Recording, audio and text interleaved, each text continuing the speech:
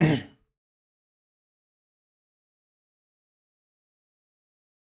दोस्तों, मैं गौरव बंसल। मैं बात करूंगा आज हिंदू विवाह अधिनियम 1955 की धारा 13 के अंतर्गत विवाह विच्छेदन हेतु याचिका किस तरह से लिखते हैं। जो विवाह विच्छेद की याचिका है सेक्शन 13 के अंतर्गत किस तरह से लिखते हैं। तो सबसे पहले हम इसमें कोर्ट की साइटेशन लिखेंगे, जैसे हमने लिखा हुआ है न्यायालय श्रीमान प्रधान परिवार न्यायाधीश साहब बिजनौर। शुरू में लिखेंगे न्यायालय श्रीमान प्रधान परिवार न्यायाधीश साहब बिजनौर। जो आपके फैमिली कोर्ट का नाम है वो फैमिली कोर्ट का नाम लिखेंगे। उसके ठीक नीचे परिवार संख्या लिखेंगे। जो भी परिवार संख्या होगी वो बाद में लिखी जाती है, लेकिन जिस सन में लिखी जा रही है ये याचिका वो लिख लेंगे। ठीक। उसके बाद में जो वादी है, जो पेटिशनर है, उसका नाम, उसकी उम्र, उसके पिता का नाम, उसका निवास स्थान, उसका मोबाइल नंबर, आधार नंबर लिख लेंगे। उसके ठीक आगे वादी या पेटिशनर लिख देंगे। ठीक। उसके बाद में यहाँ पर लिखेंगे बनाम। ठीक।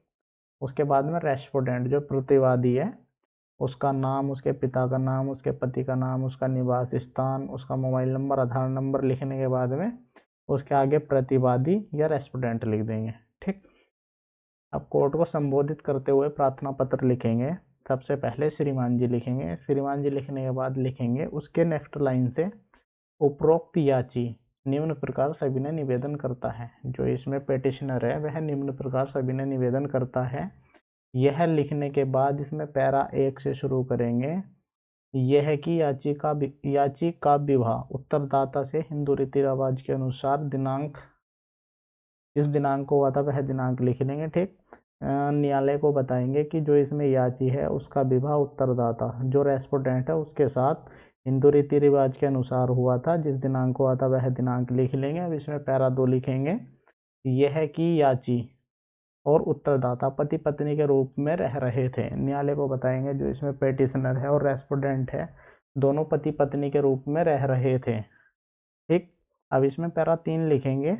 पैरा 3 में क्या है, जो विवाह विच्छेद के जो तलाक के आधार हैं वह लिख देंगे कि किस कारण तलाक हो रहा है। जो जो चीज़ें हैं कि किस वजह से, क्या प्रॉब्लम थी, क्या था, किस वजह से तलाक हो रहा है, वह सारी चीज़ें इसमें पैरा 3 में लिख देंगे।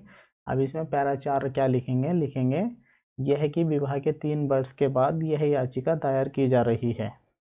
न्यायालय को बताएंगे कि 3 वर्ष के बाद में, विवाह के 3 वर्ष के बाद में यह याचिका दायर की जा रही है जिसमें कोई विलंब नहीं हुआ है। ठीक। न्यायालय को बताएंगे जिसमें कोई विलंब नहीं हुआ है, कोई देरी नहीं हुई है। अब इसमें पैरा 5 लिखेंगे। यह है कि याची और उत्तरदाता, यह है कि पेटिशनर और रेस्पोंडेंट के मध्य कोई मौन सहमति नहीं है। मौन सहमति बिना बोले कही गई बात। ठीक। और प्रतिवादी के कृत्यों की कोई क्षमा याचना भी नहीं हुई है। जो प्रतिवादी है, जो इसमें रेस्पोंडेंट है, उसके जो कृत्य थे उनकी कोई क्षमा याचना भी नहीं हुई है। और न ही याची किसी प्रकार से उसके कृत्यों में सहायक है। जो पेटिशनर है वो रेस्पोंडेंट के किसी भी प्रकार के काम में सहायक नहीं है। ठीक। पैरा नंबर 5 हो जाएगा। पैरा नंबर 6 लिखेंगे। पैरा नंबर 6 लिखेंगे। यह है कि इस माननीय न्यायालय के सम्मुख कोई न्यायिक आधार अनुतोष और तलाक की डिग्री पारित करने से इनकार करने की नहीं है। न्यायालय से कहेंगे कि जो न्यायिक आधार अनुतोष और तलाक की डिग्री पारित है वह न्यायालय को करनी पड़ेगी। उसका इनकार करने का कोई पर्याप्त आधार नहीं है। ठीक। अब इसमें पैरा 7 लिखेंगे। यह है कि बाद का हेतु दिनांक XYZ को इस माननीय न्यायालय के क्षेत्राधिकार में तब उत्पन्न हुआ था जब न्यायालय को बताएंगे कि जो बात दायर करने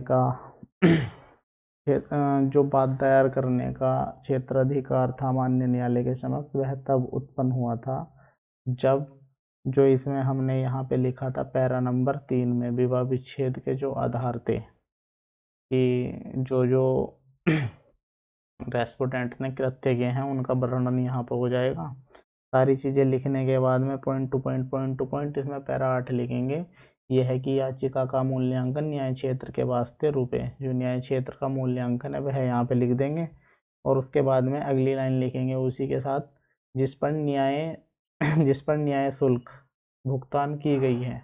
जो न्याय शुल्क है वह न्याय शुल्क लिख लेंगे यहाँ पे। ठीक। वो न्याय शुल्क लिखने के बाद में लिखेंगे न्याय शुल्क भुगतान की गई है। उसके बाद में कोर्ट से प्रेयर करेंगे, न्यायालय से प्रेयर करेंगे। अतः सभी ने प्रार्थना है कि विवाह विच्छेदन की डिग्री याची के हित में पारित की जाए।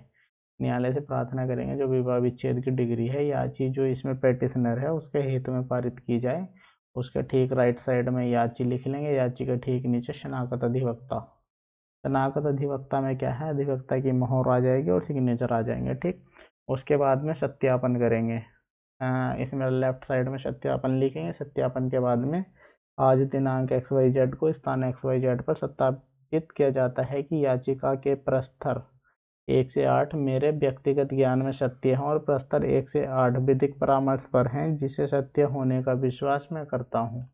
जिस दिनांक को आप इसको न्यायालय में लगा रहे हैं याचिका को, वो दिनांक लिख लेंगे। जिस स्थान पे लगा रहे हैं जहाँ पर न्यायालय बना हुआ है वह स्थान लिख लेंगे। ठीक, और ये सारी चीज़ें लिखने के बाद में इसके राइट साइड में लिखेंगे याची।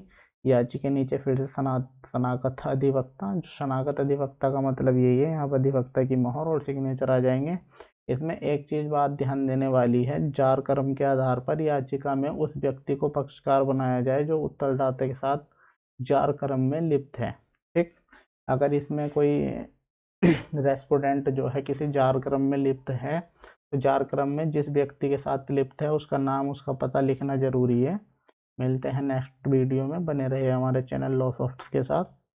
धन्यवाद।